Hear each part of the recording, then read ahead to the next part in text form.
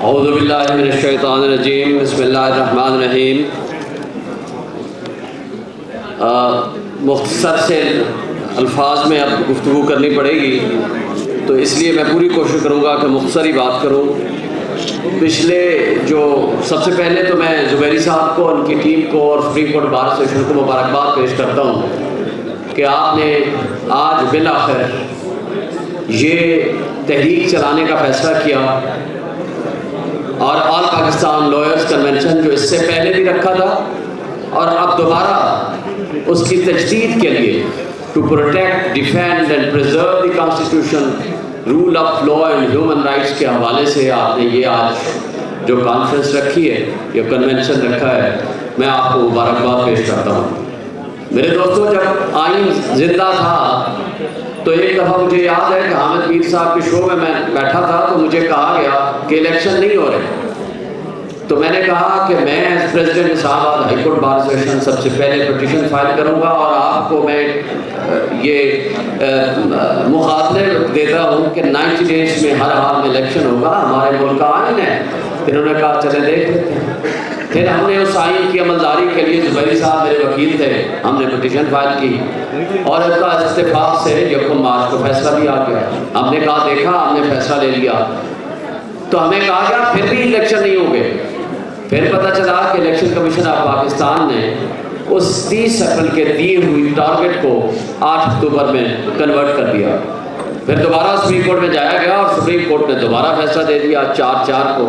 اور 14 مئی کی date fix کر دی۔ ہم نے پھر کہا کہ دیکھا آئین کی کیا بات ہے، کیا Supreme Court of Pakistan rule of law and supremacy of constitution پہ یقین رکھتی ہے اور انڈیپینڈنٹ جوڈیشری ہے۔ اور پھر ہمیں کہا گیا کہ الیکشن نہیں ہوں گے۔ میں نے کہا کیسے نہیں ہو سکتے، اور وقت نے دیکھا کہ واقعی الیکشن نہیں ہوئے، اور اب نیشنل اسمبلی پورے پاکستان کی اسمبلیاں ڈسولو ہو گئی ہیں، اور آج کسی کو نہیں پتا، کوئی کہتا ہے 2 سال بعد ہوں گے، کوئی اپوزیشن لیڈر صاحب کہتا ہے 10 سال بھی نہ ہوں تو کیا فرق پڑے گا، اور کوئی کہتا ہے کہ 6 مہینے کے اندر الیکشن ہوں گے۔ لہٰذا آئین کا مذاق، قانون کا مذاق، عدلیہ کی بے توفیری جو ماضی میں بھی ہم نے دیکھتے رہے ہیں، لیکن آج اس کی کوئی مثال نہیں ملتی۔ آج پریکٹیکلی ملک میں آئین ہے،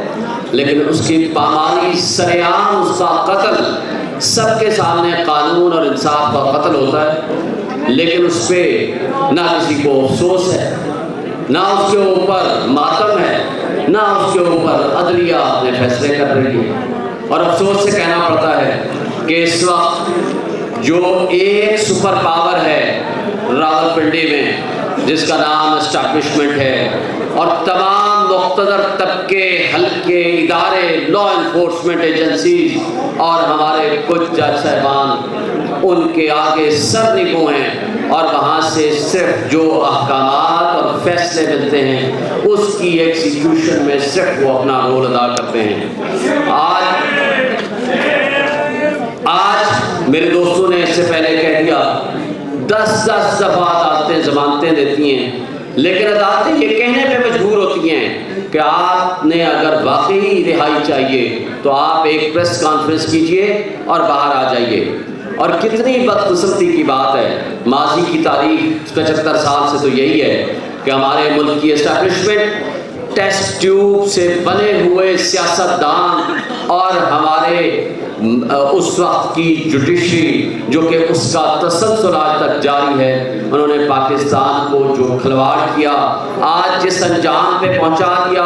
آج صرف 2 طبقے ہیں، ایک طبقہ ہے جس کا نام اشرافیہ ہے، اس کو آپ 3%، 4%، 5% کہہ سکتے ہیں،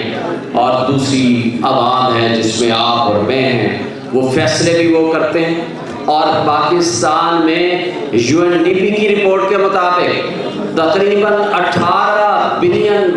سالانہ وہ اشرافیہ، جس میں حکمران، جس میں ہمارے ججز، جس میں جرنیل، جس میں سول بیوروکریسی اور ملٹری بیوروکریسی شامل ہے، وہ مفت برآمد دیتا ہے $12 بلین،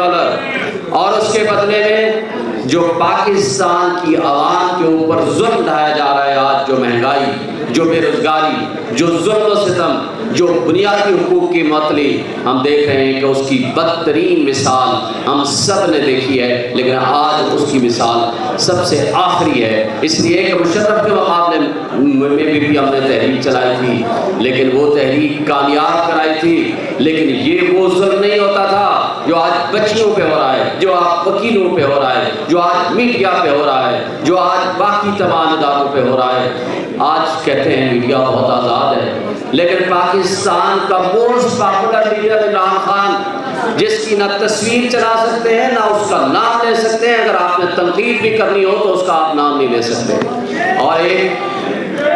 اور آج سے 16 مہینے پہلے باہر سے یو ایس سے کہا گیا، ایک سائبر آیا کہ جناب بدل دو اس شخص کو، بدل دیا گیا، اور ہماری اسٹیبلشمنٹ اور ہمارے اس وقت کے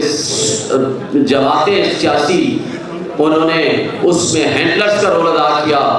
وہاں آج انٹرسیپٹ کی اس کنٹینٹس لیک ہونے کے بعد آج وہاں ان سے سوال کیا جا رہا ہے کہ اس پہ انکوائری کرو کہ آپ نے پاکستان کی سالمیت کے اوپر کیوں اٹیک کیا۔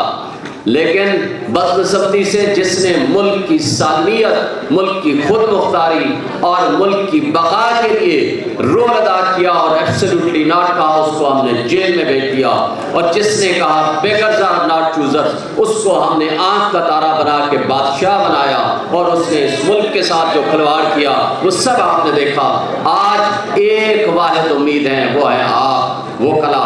آئیں، آج سے تحریک کا آغاز کریں اور ملک کو اس کو ان اٹس ٹرو اسپرٹ آئین کو بحال کریں، بنیادی حقوق بحال کریں، اور ہمارے ملک کے تمام مسائل کا حل اسی میں ہے کہ ہم آئین کے تابع رہ کر تمام لوگوں کو ان کے حقوق دلائیں، اور اس آئین کے تابع 90 ڈیز میں الیکشن ہوں، اور جس کو عوام چاہتی ہے اس کو اقتدار ملے۔ Thank you.